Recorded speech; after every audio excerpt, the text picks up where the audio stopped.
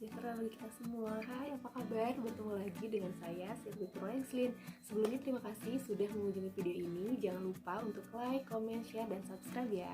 Setelah sebelumnya kita sudah membahas tentang apa itu teks eksposisi, apa saja cirinya dan struktur teksnya. Kali ini kita akan membahas tentang kaidah kebahasaan yang digunakan dalam teks eksposisi. Sama seperti teks yang lain, teks eksposisi juga mengandung kaidah kebahasaan di dalamnya.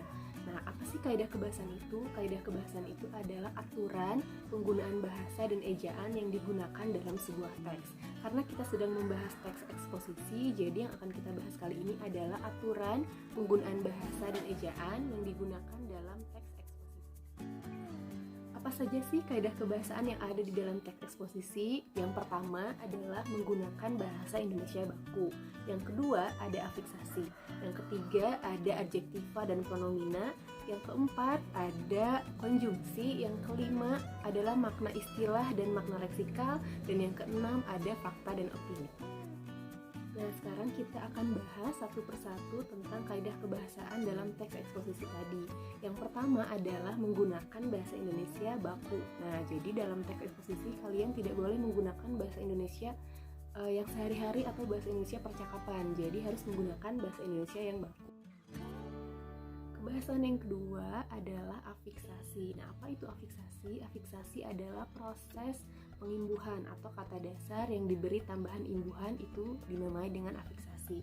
Nah, sebetulnya kita sudah pernah membahas ya tentang afiksasi dalam kebahasaan teks LHO sebelumnya. Nah, sekarang kita akan bahas lagi tentang ada berapa jenis sih si afiksasi ini. Berdasarkan letaknya, ternyata afiksasi terbagi menjadi 4. Yang pertama adalah namanya prefiks. Prefiks itu adalah imbuhan awalan. Letaknya berada di awal atau di depan sebuah kata dasar. Yang termasuk ke dalam prefiks ada me, pe, per, be, se, dan ter. Nah, misalnya contoh, ada kata dasar makan, kemudian diberi tambahan imbuhan me, jadi memakan. Nah, gitu ya. Jadi imbuhannya letaknya berada di awal atau di depan sebuah kata dasar. Yang kedua, itu ada infiks. Kalau infiks ini adalah sisipan, jadi letaknya berada di tengah-tengah kata dasar. Yang termasuk ke dalam infiks ini ada el, dan in.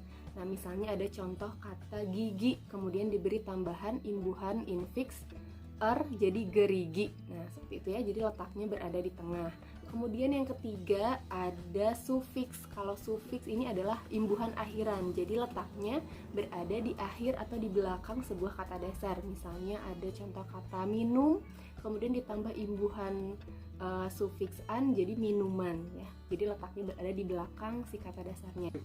Yang keempat adalah konfiks. Nah, konfiks ini imbuhan yang letaknya berada di awal dan di akhir dari suatu kata dasar. Yang termasuk ke dalam konfiks itu ada kean, pean, peran. Nah, contoh misalnya ada kata main ditambah imbuhan peran, jadi permainan. Jadi letaknya di awal dan di akhir sebuah kata dasar tersebut. Kaidah kebahasaan selanjutnya adalah adjektiva dan pronomina. Nah, setelah sebelumnya dalam kaidah kebahasaan teks LHO kita pernah membahas tentang verba dan nomina. Nah, sekarang yang akan kita bahas adalah adjektiva dan pronomina.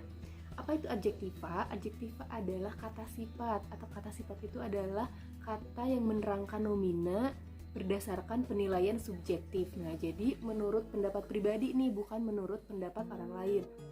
Contohnya misalnya ada kata cantik, ganteng, marah, haru, sedih. Nah, itu adalah contoh dari kata sifat.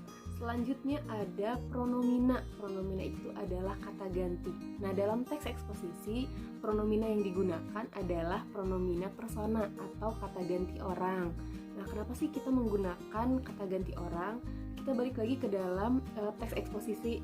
Pengertiannya, eksposisi adalah teks yang isinya tentang pendapat kita atau argumen kita tentang sesuatu. Nah, jika kita mengutarakan pendapat, pasti kan ada kata-kata, biasanya kebanyakan ada kata menurut saya, menurut kami. Nah, itu adalah menggunakan kata ganti orang atau pronomina persona. Nah, pronomina persona ini terbagi menjadi 3. Ada kata ganti orang pertama, orang kedua, dan orang ketiga. Kata ganti orang pertama adalah saya, aku, daku, ku, kemudian ada kita dan kami. Nah, itu kata ganti orang pertama. Kata ganti orang kedua ada kamu, kemudian dikau, kemudian kalian. kata ganti orang ketiga ada dia, beliaunya, kemudian jamaknya adalah mereka. Kaidah kebahasaan selanjutnya yang keempat adalah konjungsi. Masih ingat ya tentang konjungsi? Konjungsi adalah kata hubung. Nah, kata hubung yang digunakan dalam teks eksposisi itu ada dua. Ada konjungsi temporal dan konjungsi sebab akibat. Apa itu konjungsi temporal? Konjungsi temporal adalah konjungsi atau kata hubung yang berhubungan dengan waktu. Contohnya, sebelum itu, setelah itu, selanjutnya, kemudian. Nah, itu berhubungan dengan waktu. Selanjutnya ada konjungsi sebab akibat. Nah, kenapa menggunakan konjungsi sebab akibat?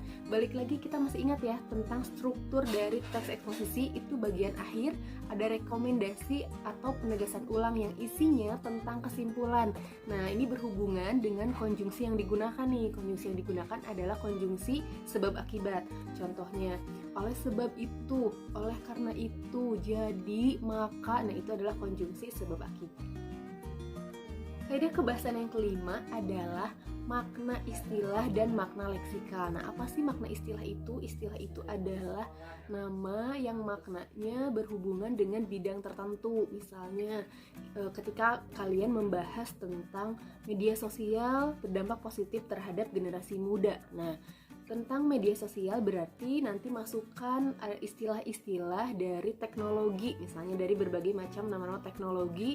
Nah, itu bisa dimasukkan, jadi sesuaikan dengan apa yang kalian bahas.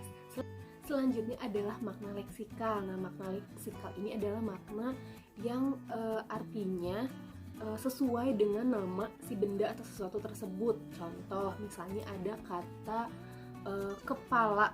Nah, kepala itu apa sih? Dalam makna leksikal, kepala adalah bagian tubuh yang berada di bagian paling atas, yang isinya ada otak, kemudian wajah, rambut yang terdiri nanti ada mata, hidung, dan lain-lain. Nah, itu adalah kepala. Nah, sedangkan ada kata lain nih, misalnya kepala sekolah.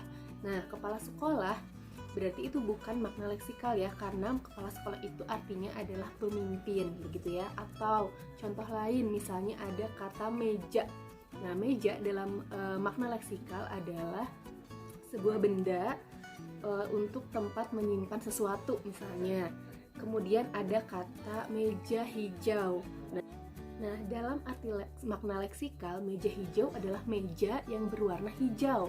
Tapi sebetulnya makna meja hijau itu artinya kan persidangan ya. Nah, itu seperti itu ya. Jadi menggunakan makna-makna leksikal atau makna yang sebenarnya begitu ya. Tidak boleh ambigu kata-katanya.